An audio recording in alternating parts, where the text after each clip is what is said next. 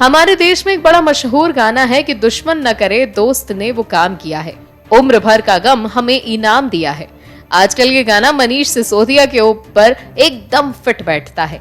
मनीष सिसोदिया कर्ण की तरह अरविंद केजरीवाल की दोस्ती का फर्ज निभाते रहे और अरविंद केजरीवाल ने अंदर ही अंदर उनकी जड़ें काट दी।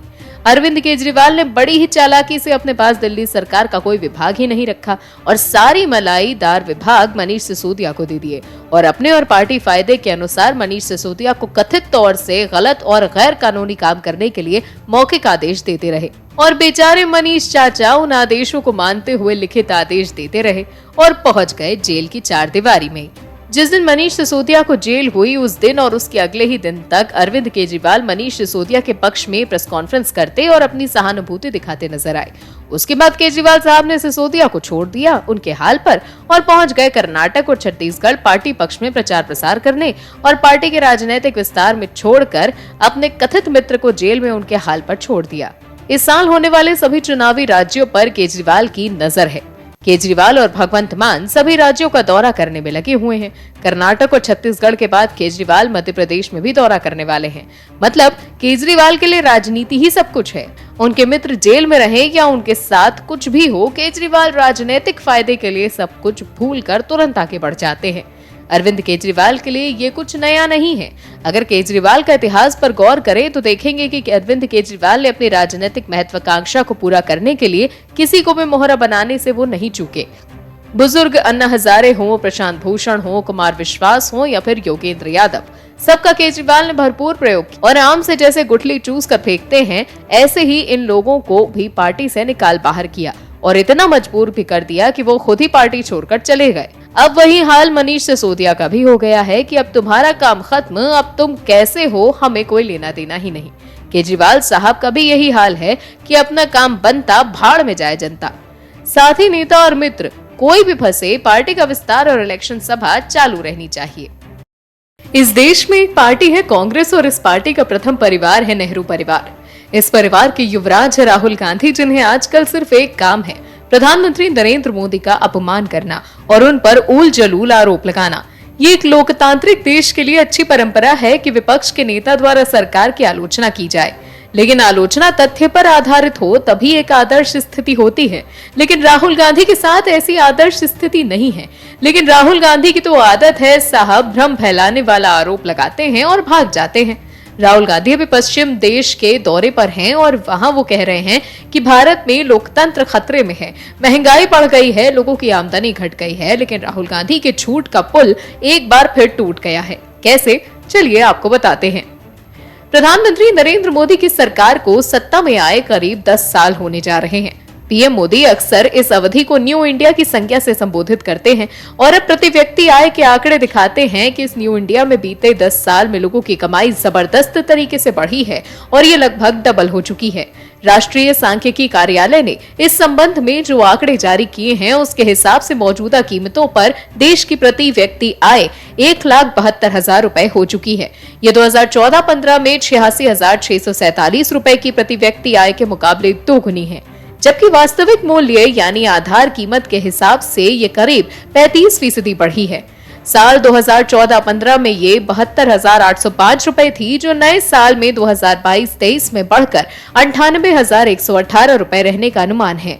इस उपलब्धि के मौके पर देश के गृह मंत्री अमित शाह ने भी ट्वीट किया और उन्होंने लिखा कि मोदी सरकार के सत्ता में आने के बाद 8 साल में प्रति व्यक्ति आय दोगुनी हुई। प्रधानमंत्री ने 2014 के बाद वोकल फॉर लोकल के लिए देश की जनता को उत्साहित किया। ये लगभग इसी का कमाल है। प्रधानमंत्री नरेंद्र मोदी के पास विजन है कि किस तरह देश को मजबूत बनाया जाए, जिसकी राहुल गांधी के पास अभी कमी नजर आती है।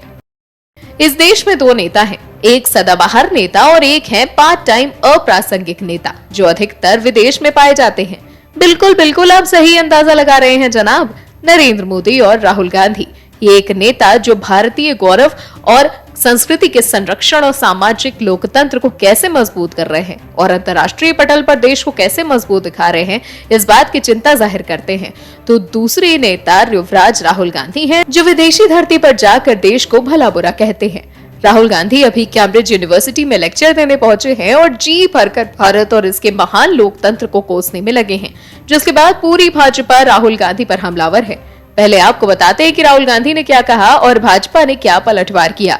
कांग्रेस नेता राहुल गांधी ने दावा किया था कि भारत की सीमा के अंदर चीनी घुसपैठ को लेकर प्रधानमंत्री नरेंद्र मोदी पूरी तरह इनकार मोड में हैं। उन्होंने लंदन में इंडियन जर्नलिस्ट एसोसिएशन के साथ बातचीत में कहा, हम किसी को भी अपने क्षेत्र में अनाधिकार प्रवेश नहीं करने देते और हमें किसी का डराना धमकाना मंजूर नहीं, मगर हाल ही के वर्षों में चीनियों ने हमारे क्षेत्र में प्रवेश किया और हमारे सैनिकों को मार डाला, लेकिन पीएम पूरी तरह इनकार कर रहे हैं। यही बड़ी समस्या है। राहुल गांधी के इन आरोपों पर केंद्रीय मंत्री अनुराग ठाकुर ने कहा कि राहुल गांधी ने विदेश से भारत को बदनाम करने का ठेका लिया है। उनकी भाषा, विचार और कार्यशैली संदिग्ध है।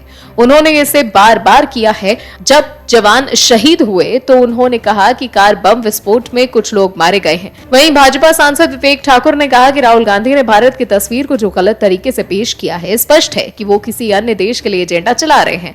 मैं आगामी सत्र में राहुल गांधी के खिलाफ विशेषाधिकार प्रस्ताव लाने पर गंभीरता से विचार कर रहा हूं, क्योंकि ये बार बार हो रहा है। राहुल गांधी को समझना होगा कि विदेशी धरती पर जाकर देश की अस्मिता को इस तरह से खंडित करेंगे तो देश की जनता उन्हें कभी माफ नहीं करेगी और इसका परिणाम इन्हें और पूरी कांग्रेस पार्टी को चुनाव में भुगतना पड़ेगा।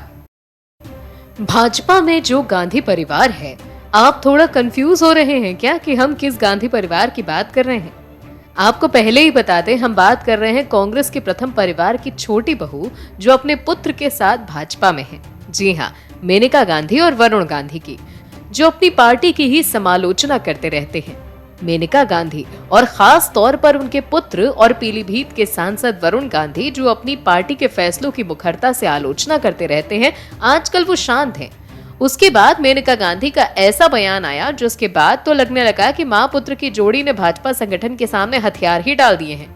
वरुण गांधी तो हमेशा और कभी कभी समय अंतराल के बीच मेनका गांधी पार्टी पर तंज कसते और पार्टी फैसलों पर सवाल खड़े करते नजर आते हैं।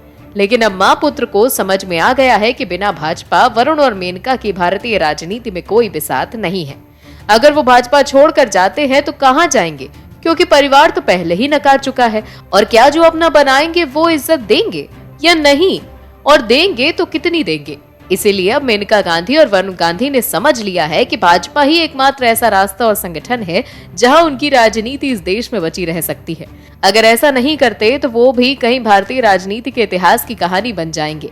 इसीलिए मेनका गांधी ने ऐसा बयान दिया है जिसके बाद लगने लगा है कि मेनका ने इस तरह से हथियार तो डाल ही दिया है, दूसरी तरफ वरुण गांधी की तरफ से माफी भी मांग ली है।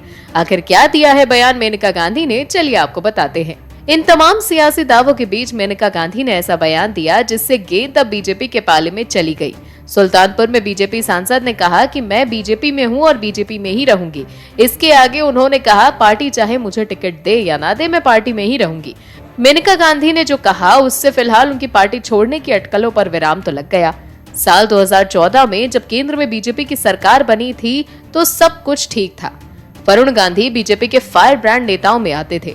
वरुण गांधी सुल्तानपुर और मेनका गांधी को पीलीभीत से सांसद बनी और केंद्र में भी मंत्री बनाया गया। लेकिन 2019 में परिस्थितियां बदल गईं। बीजेपी ने मेनका और वरुण की सीटों को आपस में बदल दिया और मेनका ने सुल्तानपुर और वरुण गांधी ने पीलीभीत सीट से जीत दर्ज की। लेकिन इस बार दोनों में से किसी को केंद्र में जगह नहीं मिल पाई। मेनका गांधी और वरुण गांधी को ये बात समझ में आ गई है कि पार्टी से टकराव और मनमुटाव की स्थिति पैदा करके कोई फायदा नहीं है, क्योंकि आज के दौर में भाजपा ही एकमात्र ऐसा संगठन है जहां परिवार को नहीं, पार्टी के प्रति समर्पण को तवज्जो दी जाती है। और भी वीडियोस देखने के लिए चैनल को सब्सक्राइब करें और बेल आइकन को दबाएं।